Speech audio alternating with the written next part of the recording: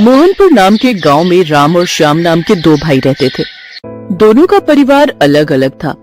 राम खेतीबाड़ी का काम करता था, जबकि श्याम पहाड़ों के पार बने जंगलों से लकड़ी तोड़कर लाता और उन्हें बाजार में बेचता। पहले राम और श्याम एक साथ ही रहते थे, पर राम की पत्नी के आ जाने के बाद राम ने श्याम को अलग कर दिया और जमीन का हिस्सा खुद ले लिया। बदले में राम को एक छोटी सी झोपड़ी दे दी। जमीन हड़प कर राम अच्छा पैसे वाला बन गया, जबकि श्याम बेहद गरीब हो गया। सुनो जी, आज अगर तुमने सीधेपन में वो जमीन जेठ जी को न दी होती तो आज उसमें से आधा हिस्सा हमारा होता।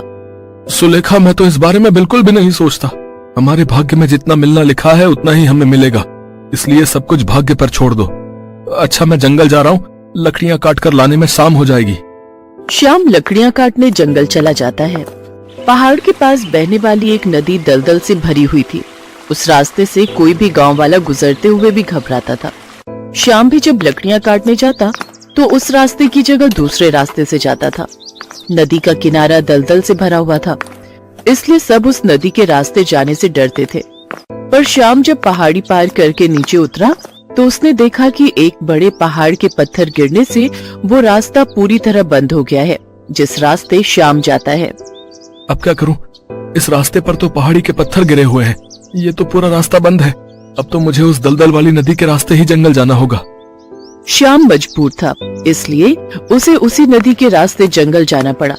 श्याम बहुत आराम से नदी के किनारे से निकल रहा था। अचानक ही उसे दलदल में से किसी के बचाओ बचाओ चिल्लाने की आवाज आई।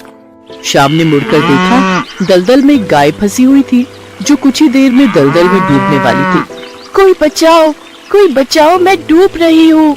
हे भगवान, ये गौ माता तो इस दलदल में डूब जाएगी, मुझे इन्हें बचाना होगा। श्याम का स्वभाव बहुत ही दयालु था।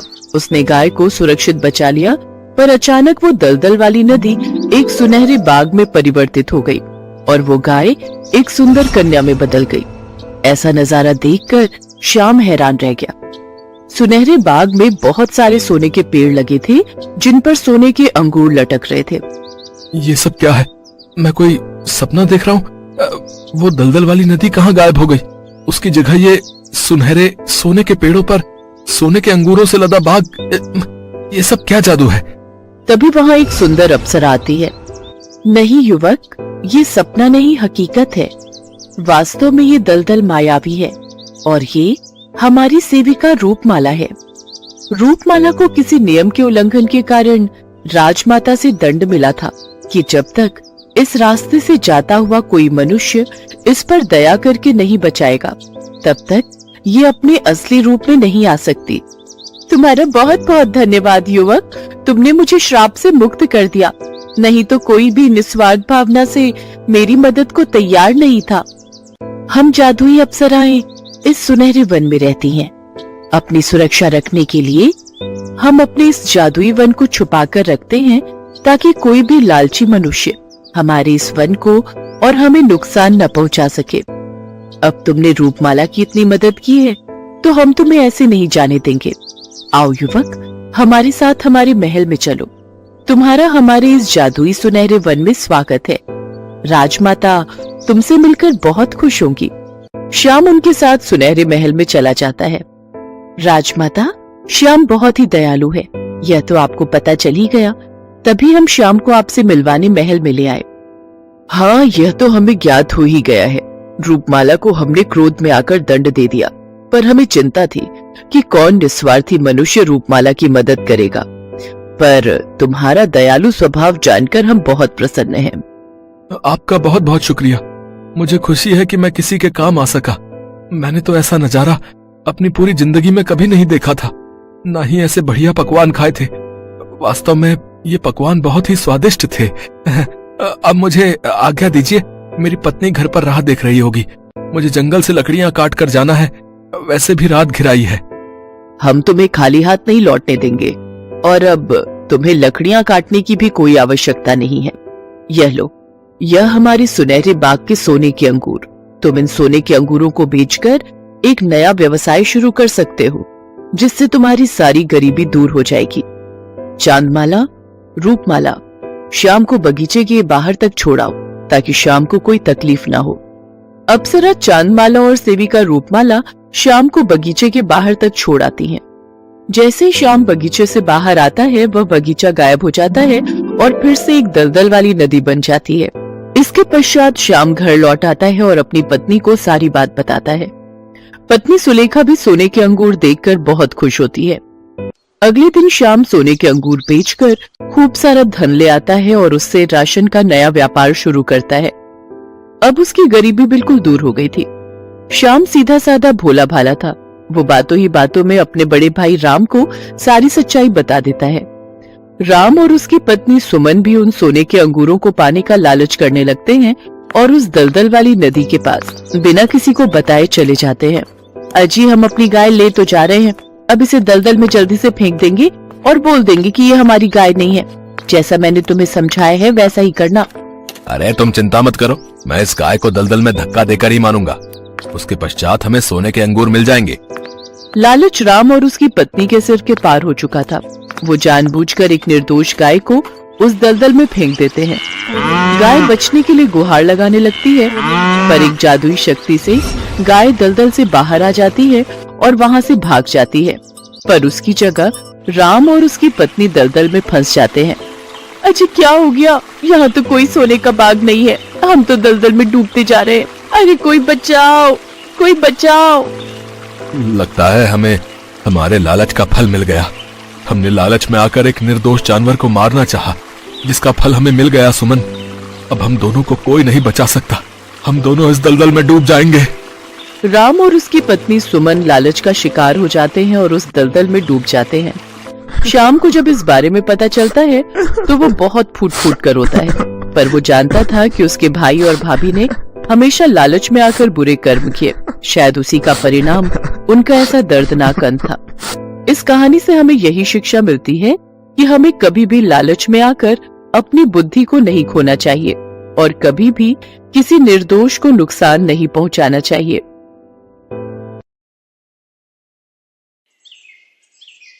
सुहानी अपने पिता महेंद्र के साथ रूपनगर में रहती थी।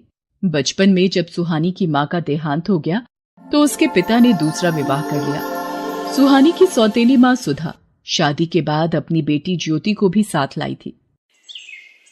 सुहानी और ज्योति अब बड़ी हो चुकी थी।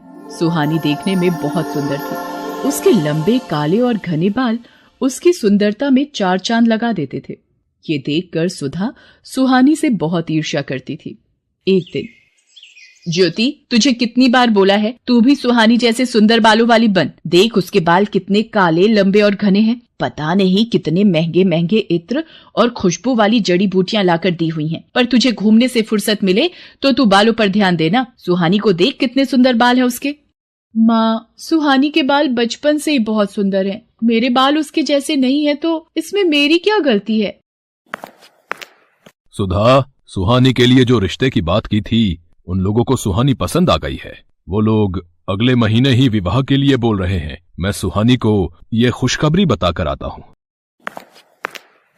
पिताजी, मैं आपको छोड़कर कहीं नहीं जाऊंगी। मुझे कोई विवाह नहीं करना। नहीं सुहानी बिटिया, हर कन्या के पिता को ये आस होती है कि उसकी पुत्री विवाह करके सकुशल अपनी ससुराल जाए। और फिर धर्मचंद जी जाने माने व्यापारी हैं, तो उनके पुत्र के साथ बहुत खुश रहेगी। और फिर सुहानी की शादी धर्मचंद जी के बेटे सुमेर चंद के साथ हो जाती है। सुहानी को अच्छा और पैसे वाला घर मिलता देख सुधा जलन से भर जाती है। मेरी पुत्री ज्योति का रिश्ता भी तो इतने बड़े सेठ के घर हो सकता था, पर इस सुहानी की वजह से ये संभव नहीं हो पाया। मैं भी देखती हूँ इसका विवाह इतने बड़े घराने में कैसे होता है। मेरी ये दवाई अपना असर दिखा देगी। सुहानी, जाओ जल्दी से स्नान कर लो, फिर विवाह के लिए तैयार भी होना है। हे भगवान, मेरे बाल कहाँ गए? मेरे सिर के तो सारे बाल गायब हो गए। ये कैसे हो गया? मैं गंजी हो गई। मेरे बाल कहाँ चले गए? पिताजी, पता नहीं, मैं नहाकर बाहर आई हूँ तो देखा मेरे सिर पर बाल नहीं है। पिताजी, अब मैं क्या करूँ? हे राम, ये क्या हो गया? तुम्हारे बालों से ही तो तुम्हारी सुंदरता थी, अब तुम गंजी हो गई हो। अब तो कोई भी तुमसे विवाह नहीं करेगा। ये सब क्या हो गया प्रभु? मेरी बेटी के साथ ऐसा क्यों हुआ? मेरी बेटी ने कभी किसी का बुरा नहीं चाहा, फिर उसको ही ये दुख क्यों मिला? सुहानी का रिश्ता टूट जाता है। महेंद्र भी सुहानी को लेकर अब बहुत दुखी रहने लगा था। सुहानी जब अपने पिता को दुखी देखती तो वो भी फूट फूट कर रो पड़ती थी, और ऐसा होते देख सुधा और ज्योति मन ही मन बहुत खुश होती थी। अब तो नगर के लोग भी जब सुहानी को देखते तो उसे गंजी कहकर उससे डर कर भाग जाते। अरे ये गंजी लड़की कितनी बदसूरत दिखाई पड़ती है। हाँ बहन, इसे देखकर तो डर लग रहा है। चलो यहाँ से चलते हैं। हे भगवान, सब लोग मेरे से नफरत करते हैं। मेरे भी सपने थे कि मेरा विवाह होगा, मैं भी अपने ससुराल जाऊंगी। मेरे सारे सपने चूर चूर हो गए। मेरी वजह से मेरे पिताजी भी आज दुखी है। फिर मैं जीकर क्या करूंगी। तभी सुहानी के सामने उसकी माँ प्रकट होती है। माँ, आप कहाँ चली गई थी मुझे इस दुनिया में अकेला छोड़कर? मैं तुम्हारी मदद के लिए धरती पर आई हूँ। तुम बहुत अच्छी लड़की हो। अब तुम्हें निराश होने की आवश्यकता नहीं है। मैं तुम्हें ऐसे बाल दूंगी जिन्हें देखकर लोग तुम्हें कभी नहीं भूल पाएंगे। मैं तुम्हें सोने चांदी के बाल प्रदान करूंगी। जैसे ही सुहानी की माँ सुहानी के सिर पर हाथ फेरती है, सुहानी के सिर पर सोने चांदी के बाल आ जाते हैं। सोने चांदी के सुनहरे चमकते बाल सुहानी की खूबसूरती को और बढ़ा रहे थे। माँ, ये सोने चांदी के बाल तो बहुत खूबसूरत है। आपका बहुत बहुत धन्यवाद। आपने मुझे फिर से सुंदर बना दिया। आपने मेरी सारी परेशानी दूर कर दी। खुशी खुशी अपने घर जाओ सुहानी। अब कभी भी उदास नहीं होना। मेरा आशीर्वाद सदैव तुम्हारे साथ है। सुहानी खुशी खुशी घर की ओर चल पड़ती है। तभी रास्ते में नगर के राजकुमार की सवारी जा रही थी, इसलिए रास्ते पर चलते लोगों को कुछ देर के लिए रुकने के लिए कहा जाता है। नगर के राजकुमार को देखने के लिए कितनी भीड़ लग गई है। भीड़ में से निकलने की कोशिश करती हूँ। ये सोने चांदी के बाल वाली लड़की, अरे भीड़ में इसका चेहरा दिखाई नहीं पड़ रहा। कितने सुंदर बाल हैं इसके। कहाँ गायब हो गई? हम रथ से उतर कर भी नहीं जा सकते। ओहो, कितने सुंदर बाल थे उसके। वो तो खुद भी कितनी खूबसूरत होगी। सुहानी घर पहुँचती है। मैं अपने बालों को इस दुपट्टे से ढक लेती हूँ, नहीं तो माँ ढेरों सवाल पूछ लेंगी। मैंने इसकी ऐसी हालत कर दी है कि इसे अपने गंजे सिर को छुपाना पड़ता है। माँ, तुमने बहुत सही किया इस सुहानी के बाल गायब करके। सुहानी अपने कमरे में आ जाती है। उधर राजकुमार सूरज सिंह सुहानी के ही ख्यालों में डूबा हुआ होता है। वो सुहानी को याद करते हुए एक तस्वीर बनाता है। राजकुमार सूरज सिंह, आपके स्वयंवर की सारी तैयारियां हो गई हैं। दूर दूर से राजकुमारियों के लिए संदेश भिजवाया गया है। पर ये तुम क्या बना रहे हो? बिना चेहरे की तस्वीर? पिताजी, ये तस्वीर उस लड़की की है जिसके सोने चांदी के बाल हैं, और मैंने निश्चय किया है कि मैं इसी लड़की से विवाह करूंगा। बस मुझे उसे ढूंढना है, और वो कहाँ मिलेगी मैं यही सोच रहा हूँ। पुत्र, सोने चांदी के बाल वाली लड़की सिर्फ कहानियों में होती है। तुम ऐसी लड़की कहाँ ढूंढोगे? ये जिद छोड़ दो। पिताजी, चाहे मुझे पूरे नगर में ऐलान ही क्यों ना करवाना पड़े, मुझे सोने चांदी के बाल वाली लड़की ढूंढनी है, और जिस लड़की के भी बाल सोने चांदी के होंगे मैं उसी से विवाह करूंगा। सेनापति जी, नगर में ढिंडोरा पिटवा दिया जाए। जिस लड़की के भी बाल सोने चांदी के हैं, हम उसी लड़की से विवाह करेंगे। राजकुमार के कहने पर नगर में ढिंढोरा पिटवा दिया जाता है। क्या राजकुमार सूरज सिंह उस लड़की से विवाह करेंगे जिसके बाल सोने चांदी के होंगे? मैं कल ही अपनी बेटी ज्योति के बालों में सोने और चांदी का पानी लगा दूंगी। राजकुमार को क्या पता लगेगा, और विवाह के बाद तो उन्हें ज्योति को स्वीकारना ही होगा। हाँ, ये ठीक रहेगा। सुधा की तरह ही नगर में बहुत सी औरतों ने जब ये बात सुनी तो उन्होंने अपनी लड़कियों के बालों में सोने और चांदी का पानी लगा दिया। अब तो नगर की बहुत सी लड़कियों के बाल सोने और चांदी के लगने लगे। ये देखकर सेनापति असमंजस में पड़ गया और वो राजकुमार सूरज सिंह के पास पहुंचा। राजकुमार सूरज सिंह जी, बहुत ही बड़ी समस्या आ गई है। नगर में जो भी लड़कियां विवाह योग्य हैं, उन सभी लड़कियों के बाल सोने और चांदी के प्रतीत हो रहे हैं। समझ में नहीं आ रहा है कि कौन सी लड़की है जिसके बाल सचमुच सोने चांदी के हैं। सच का पता लगाने के लिए मेरे पास एक उपाय है। नगर की सभी लड़कियों को राजमहल में बुलाया जाए। सेनापति नगर की सभी लड़कियों को राजमहल में आने का संदेशा देता है। ये लड़की कौन है? इसे भी महल में चलने का आदेश दो। सेनापति जी, पर ये तो गंजी है। सेनापति सुधा की बातों पर ध्यान नहीं देता और ज्योति के साथ साथ वो सुहानी को भी राजमहल ले जाता है। आप सबको मैंने इसलिए आमंत्रित किया है कि मैं अपने लिए उचित वधू ढूंढ सकूं, पर आप सबने ही अपने बाल सोने और चांदी के कर लिए। अब एक एक करके सभी कन्याएं इस फव्वारे के नीचे खड़ी होंगी और बालों की सच्चाई सामने आ जाएगी। ये क्या हो रहा है? अब तो ज्योति की सच्चाई राजकुमार के सामने आ जाएगी कि इसके बालों में सोने चांदी का पानी चढ़ा हुआ है। एक एक करके सभी लड़कियां फव्वारे के नीचे खड़ी होती हैं और उनके बाल धुलकर पहले जैसे हो जाते हैं। बस ये आखिरी लड़की रह गई है राजकुमार, इसे भी फव्वारे के नीचे खड़ा करना है। पर ये तो गंजी है, इसके बाल तो मैंने हो, ये मैं क्या बोलने जा रही थी। इनमें से तो कोई भी लड़की सोने चांदी के बाल वाली नहीं निकली, पता नहीं वो कौन थी। बस ये आखिरी उम्मीद रह गई है। सुहानी घबराते हुए सिर से अपना दुपट्टा उतारती है। सुधा और नगर के सभी लोगों की निगाहें सुहानी के सोने चांदी के बाल देखकर दंग रह जाती हैं। सुहानी फव्वारे के नीचे खड़ी हो जाती है। उसके बाल तो सचमुच सोने चांदी के थे। ये देखकर राजकुमार खुश हो जाता है। हम तुमसे विवाह करना चाहते हैं, क्या तुम्हें मंजूर है? आपको पति के रूप में पाना मेरा सौभाग्य है, पर मेरे बिना पिताजी। सुहानी बेटी, अब वक्त आ गया है तू इस दुख भरी जिंदगी से आजाद हो जाए और खुली हवा में सांस ले सके।